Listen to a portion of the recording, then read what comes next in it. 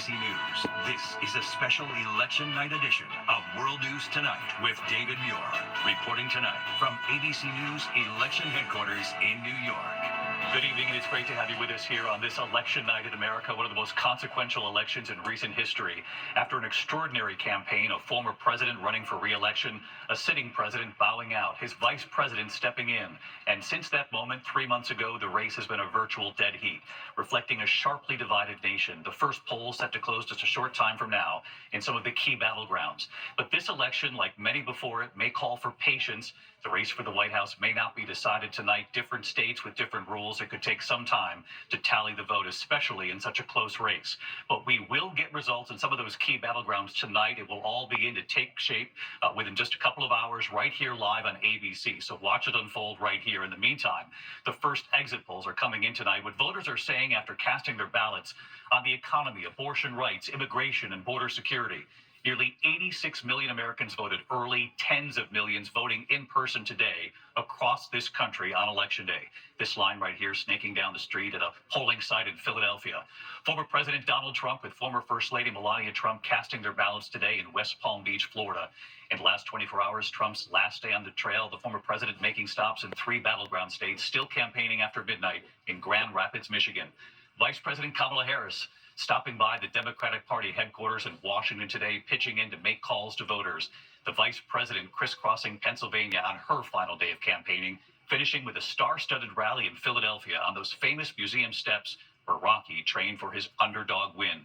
And tonight, the first clues from the preliminary exit polls, voters from early voting and from in-person voting on this election day, reached by phone, text, and email. Voters were asked what was their top issue. Out of the 5, the state of democracy topping the list. 35% said it was their top concern. 31% said the economy. 14% abortion. 11% said immigration. 4% said foreign policy. Voters were asked, do you believe our democracy is secure or threatened? More voters say it is threatened than secure. 73% said it's threatened. 25% said democracy is secure. And on candidates' favorability, 44% said they see Donald Trump favorably. 54% see him unfavorably. 48% of voters said they see Kamala Harris favorably, 50% unfavorably. They are preliminary exit polls from across the country. It is still very early. John Karl standing by here with what he's just learned from his sources inside both campaigns tonight, how they're feeling about the early vote and what they're now seeing today on Election Day with turnout. But we begin here with ABC's Barry Bruce on the Harris campaign. Tonight from Philadelphia, Pennsylvania, to Snellville, Georgia, and Detroit, Michigan. Long lines of voters snaking through the battlegrounds as this hard-fought election finally draws to a close. How you doing? Have you voted already? You did, thank you. In Washington, D.C., Vice President Kamala Harris making a surprise stop at the Democratic Party headquarters, working the phones, speaking to voters, and even their children. What's your name? Thank you so much. Sage? Hi, it's Kamala Harris. I can't wait for you to grow 10 years more. Harris closing out her campaign with an upbeat, optimistic tone, not even speaking Donald Trump's name in the final 24 hours, which culminated in a massive rally at the Rocky Steps in Philadelphia. My entire career has been driven by a singular purpose: to fight on behalf of the people. On behalf of the people. And it is my pledge to you that if you give me a chance to fight on your behalf as president, there is nothing in the world that will stand in my way. Before, Harris going door to door in the must-win state. I just wanted to come by and say I hope to earn your vote, and I want to just thank you for just giving us the time. Pennsylvania, the linchpin of her strategy. The Harris campaign telling us they knocked on 100,000 doors there this morning alone before 11 a.m. An all-out effort to get out the vote. Former President Trump, meantime, visiting his campaign headquarters in Palm Beach, Florida, sounding confident. It's too early to congratulate, but we are hearing it's record numbers. Across the battlegrounds, election officials say the vote is going smoothly. From Arizona, everything in the state of Arizona is running about as smoothly as it could be. To Michigan, there are literally parties at the polls, people dancing, people celebrating, which is kind of what today should be. To Georgia. We're battle tested, and we'll have a process in place. We'll make sure we follow the law, follow the Constitution, and report the results accurately. All right, Mary Bruce back with us tonight at election headquarters. And Mary, going into today, Election Day, here in America, the Harris campaign obviously took note. In the key Rust Belt states, Pennsylvania, Michigan, Wisconsin, Harris held a slight lead in the early voting. Of course, that's over Republicans. The other category, independents, we just don't know. It's sort of a black box of voters. Are they confident they got the turnout they needed today to compete against Republican turnout on Election Day? David, the Harris campaign tonight is quick to note that turnout today was up across every key battleground state. They see those long lines, and they believe that that is a good sign for them, that her broad coalition of supporters is coming out. So tonight they are cautiously optimistic. Now, this evening, Kamala Harris is having dinner with her family at her residence in Washington before heading to her watch party at Howard University. All right, Mary Bruce with us here tonight. Mary, thank you. Meantime, former President Donald Trump closing out his campaign with a whirlwind tour of 3 battleground states, and what Trump said today when asked if he had any regrets after this campaign. Rachel Scott on the Trump campaign again tonight. In Palm Beach, Florida, Donald Trump arriving to cast his ballot with his wife, Melania. The former president says this will be his last campaign and that he's sad but very fulfilled. Reporters asking Trump if he has any regrets about the race he's run. Look, regrets. You always have regrets. I can't think of any, to be honest, to use her expression. I can't think of any. Trump bringing his 3rd presidential campaign to a close with a whirlwind 24-hour sprint across 3 battleground states, hitting North Carolina, Pennsylvania, and finally Grand Rapids, Michigan. His last rally ending well after midnight. We can fix every single problem our country faces and lead America, indeed the world, to new heights of glory. Think of that statement, how beautiful that is. New heights of glory, that's what's going to happen. In the final days of this race, Trump's message, a dark one. Today, the former president asked if he'll tell his supporters to refrain from violence if he loses. Of course there'll be no violence. My supporters are not violent people. I don't have to tell them that. And I certainly don't want any violence, but I certainly don't have to tell. These are great people. These are people that believe in no violence.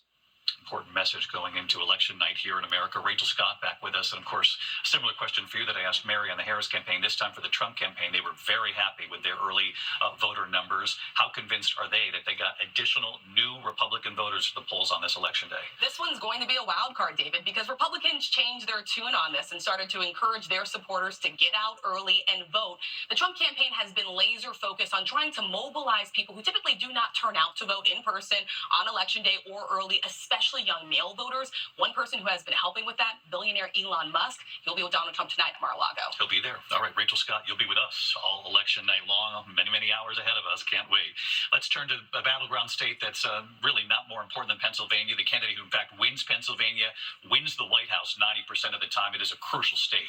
ABC's Matt Gutman outside Independence Hall in Philadelphia tonight. Tonight in battleground Pennsylvania, voters lined up, some waiting hours to cast their ballots in this must-win state for Trump and Harris. Thank you for coming out. Absolutely most important election of my lifetime. Many residents in Bellwether, Bucks County, focusing on inflation. You cast your ballot. What are you thinking about? The economy? The country? And for others, like Danielle, a mother of 2, it's intensely personal.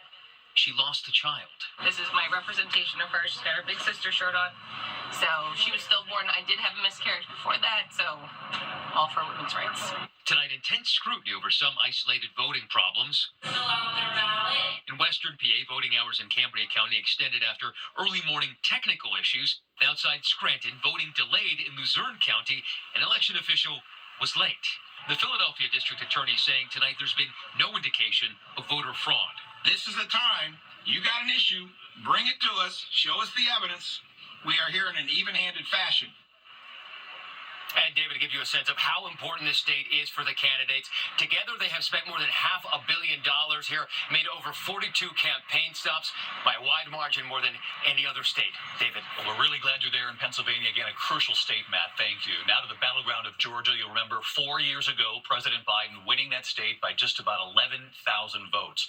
Tonight, the news, the fake bomb threats sent to poll workers coming from Russian email accounts in Georgia.